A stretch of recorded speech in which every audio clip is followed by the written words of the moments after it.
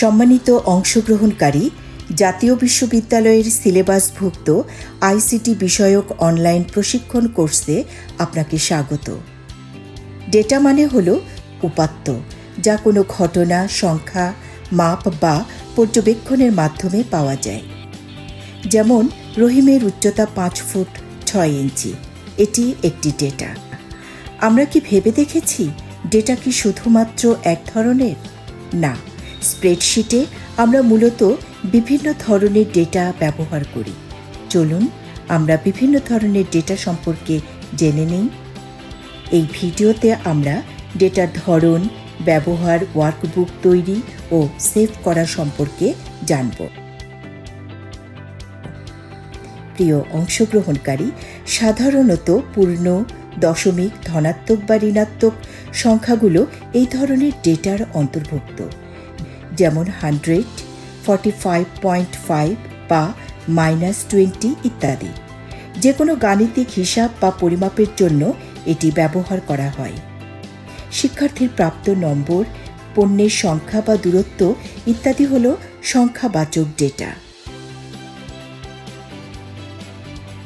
আমরা অনেক সময় আমাদের জন্ম তারিখ ও সময় এক্সেলে লিখে থাকি, যেমন 8 অক্টোবর 2025 বা সকাল 10:30 ইত্যাদি, যা তারিখ ও সময়বাচক ডেটা।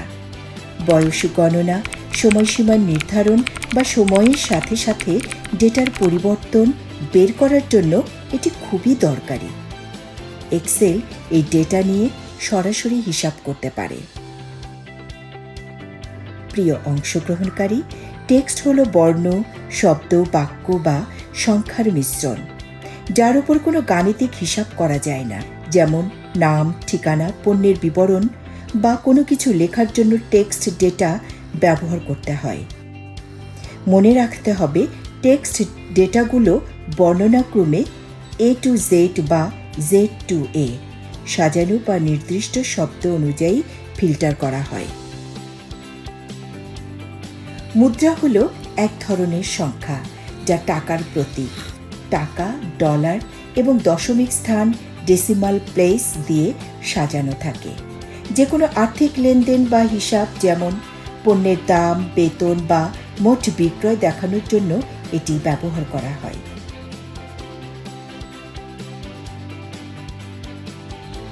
প্রিয় অংশগ্রহণকারী, আমরা একটি নতুন ওয়ার্কবুক তৈরি করার জন্য প্রথমেই এক্সেল অ্যাপ্লিকেশনটি খুলি, তারপর ফাইল মেনুতে ক্লিক করি।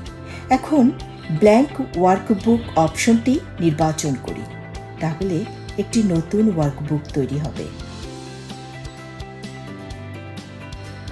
প্রথমে ফাইল মেনুতে ক্লিক করি, এবার সেভ অ্যাজ অপশনটি সিলেক্ট করি। এখন কম্পিউটারে ফাইলটি সংরক্ষণের জন্য একটি স্থান নির্বাচন করি, যেমন ডেস্কটপ বা ডকুমেন্টস ফোল্ডার ইত্যাদি। এখন ফাইল নেম বক্সে আমাদের ওয়ার্কবুকের একটি উপযোগী নাম দিই, যেমন মার্চ মাসের বাজেট 2024। সবশেষে সেভ বাটনে ক্লিক করি। প্রিয় অংশগ্রহণকারী, এতক্ষণ আমরা ডেটার ধরন, ওয়ার্কবুক তৈরি ও সংরক্ষণ করা শিখলাম।